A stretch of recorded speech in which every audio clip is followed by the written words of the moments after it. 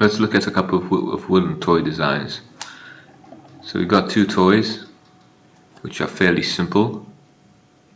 Yeah, and yeah, this assignment is just made to be like a break from the usual architecture stuff.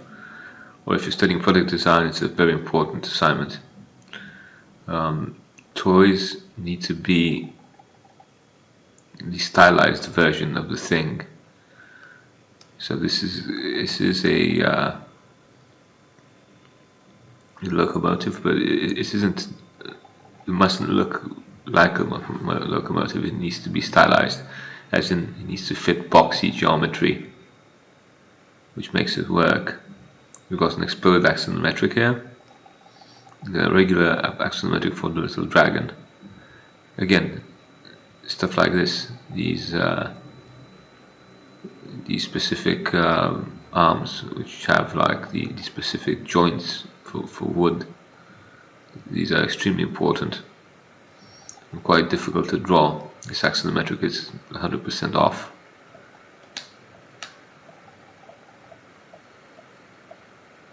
That's because the organic shapes make it difficult to draw. Right? And one other thing that I want you to think about when you're doing toy designs is ergonomics. I want you to have soft edges.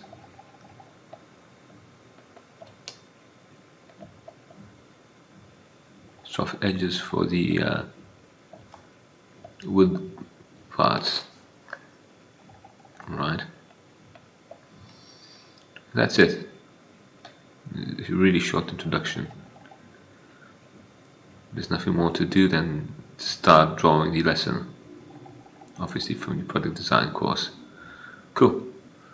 If you like this lesson, this short grid, join me on my free course for more architectural lessons. Take care. Draw nicely.